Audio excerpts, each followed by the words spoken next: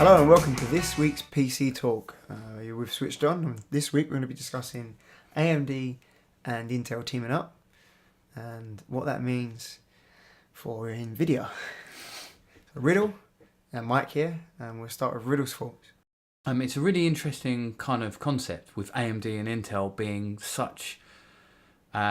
competitive, on either side of the CPU market. And now they're trying to go together for integrated processors with GPUs. I think that due to the fact that they're going in for it together, means that AMD need the money. They frankly need the money to kind of keep growing the rest of them, like their graphics and their CPU, which is really interesting because Intel have still pretty much got the CPU market sewn up. AMD's thrown a spanner in the works with that. However, if AMD can make a lot of money from this is how they're going to improve their Ryzen 2 or whatever they're going to call it next and push their processor speeds up because it's going to give them money for research and development. Hey, it's not the first time that AMD and Intel have worked together. They've also collaborated on ideas and taken ideas from one another in terms of architecture and they've got a long history, to say the least. But the most interesting thing from my perspective is that AMD has its foot in both markets, the two most competitive markets, right? You've got the processor market, you've got the graphics processing market. And AMD has both, and no one else has that. Intel has integrated graphics, NVIDIA has the dedicated graphics cards, they don't have a chip. So AMD's really able to put their foot in both pools, if you like, both ponds. But they've jumped in, for me, with Intel to... It's an unusual move, but I think they've done it to sort of like stabilize their business a little bit, to help push the competition towards NVIDIA, to help build partnership with Intel in terms of, for a consumer perspective, right? A consumer, for the most part, for the last few years, is being an Intel NVIDIA combo. That's been what a gamer consumer, dedicated graphic, someone has a dedicated graphics card in the system has gone for an Intel and NVIDIA combo. And AMD's trying to push on both fronts, and that's got to take a lot of resources for a company that is already hemorrhaging funds for the last few years. They finally put their R&D in. They've developed two quality products on both sides. They're not aiming for the high end, so they're aiming for the masses. And I think this puts them right where they need to be to get it to the masses, to raise their awareness for the masses as well. And that's their strategy. That's what I think, anyway. Pretty much what I was kind of agree with. It's kind of interesting when you read the reports and listen to other people's point of view, and not just obviously ours, but if you look on YouTube and stuff, it's quite funny that you hear other YouTubers that I had the same thoughts as them, and the NVIDIA chief's quotes, which were quite amusing because I think that it's obviously his job to kind of discredit them slightly. You say that, I do agree, but... when you're in control, you don't even need to mention what your opposition's doing to such an extent for what Huang did, right? He was like, this is a bad idea, this is bad, I need to tell you how bad it is.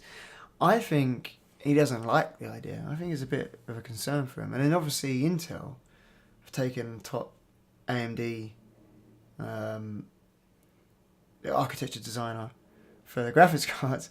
It seems like Intel wants to join the graphics card market, and there's room. There is room. In an ideal world, all major industries will have at least three pillars pushing backwards and forwards. When you have two, they get lazy, they get comfortable with one another. You had two choices of graphics cards forever, right? But look at the last 5 years, when one's dropped the bar, the other one raises the price. You need the third one to throw the spanner into the mix. Exactly. And I think Intel's really rocking the boat, as it were, with this. The real question is NVIDIA really going to go on a bit of a spanner in the works and then just stop designing CPUs? It'd be really interesting to see if they did. It'd be so funny if they did. I don't imagine they would, but they have all of the resources to do it, right? They understand completely how it works. They've developing their own processes in their own right, completely different end product and what it's meant to do. But NVIDIA has monopolised so much of the market in the last half a decade. I mean, they've cornered major sectors with AI, advanced learning, which obviously means self-driving cars, which could be the future. They've sort of narrowed down that corner. AMD's come back swinging with the mid-tier range, which helps for like Bitcoin mining and stuff. But other than that, like Nvidia's got the top end all sewn up. So that's because nothing matches its performance. And to be fair, we both rock NVIDIA graphics cards. And when we were looking at AMD this year, hoping the Vega architecture would match them or actually, to be honest, pick them to the post. And it would have been quite exciting to have a bit more of a rush. But they didn't go as full in as I went. But it is only the start of HBM2, which is obviously where they're going to go from. It's AMD's tactic, though, isn't it? Like, hey, like I said already, they've been on a rapid spiral down that they've not been able to find a way out of, and they have found a way out of, which is, let's take a little bit of a gap, let's redo what we're doing, but we're not going to compete for the high end because you have to work your way up to high end, and they've decided to bring out their graphics cards at a near to equal performance of their competitors at a lower price. They've done the exact same thing with the CPUs. Where you can offer the same sort of performance benchmark at 40% less the price. And it's a clever strategy, and that's what benefits the consumer because it should, rock the boat a little bit about the way the status quo works in the industry. But just it doesn't seem like Nvidia's or Intel are really budging with AMD's movement. They're happy to sort of like alleviate a little bit of that market. AMD I would like to see AMD to really start to take what they've got, build upon it, forget the annual release, forget the predictability, and just come out with graphics cards. Let Intel make the first move and go, hey, right, that's what your performance is. Guess what we've got? We've got something that can outdo it. Like they did with the CPUs this year. They kind of rocked Intel's boat. Even though Intel will never admit it, it's quite funny what they did this year. Intel couldn't change their strategy last minute. They already had their chips sort of prepared for the following year. I think Intel's got a lot of room to throw out performance. They've had it so comfortable for the last few years. I think they've been more focusing on like heat and TDP gains that they can throw that balance out the window and get. They're just after more deep power. Learning and AI. That's where they're pushing. Well, AI is where it's at the moment, and that's obviously what's going to make them the money. And obviously, government corporate contracts are well after AI. But on a consumer market, I think Intel's got a few tricks up its sleeves. I think so. And I think AMD's still got a lot more to give, to be fair. I just think they needed to release something that was well priced in the market that would compete, but a lot less price, as you were saying. And it will just be interesting to see what they do next year. I just think like you've got Intel had the market sewn up in terms of like performance was just unmatched for like about 5 years. Probably even more than that when you probably think about a decade. It. Yeah, and what they then had the freedom to do, because not only did they then have the better performance, but they also ended up monopolising the market. It gave them room to just release the next processor every year that has slightly better performance but lower TDP. Yes. So, but if they need to, just ramp up that TDP again, and you've got to have probably a processor that can do a lot more than what they're actually able to pump out now. So I think they have that up their sleeve.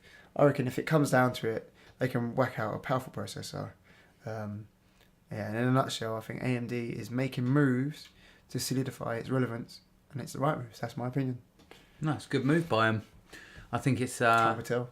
Yeah, we'll tell, and I think NVIDIA are a little bit shocked by this. They weren't expecting it. Intel wasn't expecting AMD to kind of go with the moves they did. I think it's very interesting. I think it is. I think like NVIDIA's like having a parent who's got an obedient child, and then that child hits like the teenage years, and that's AMD at the moment. Like AMD's just become they're not expecting what AMD's throwing at them. It isn't really affecting them too much in terms of like they're still on top. They're top dogs in terms of graphics cards, right? Yep. But they can't do what they want now. Teenagers stomping around and getting their own way a little bit. Yep. But anyway, that's that. That's a quick little discussion on what we think about AMD and Intel sort of teaming up somewhat anyway. To a certain degree. It's good that they got that bridge to help Intel technology to help bound those technologies together. And HBM2 I think is the future. But stay tuned. We have some more podcasts. Take care. Yeah. Stay switched on. It's PC Talk.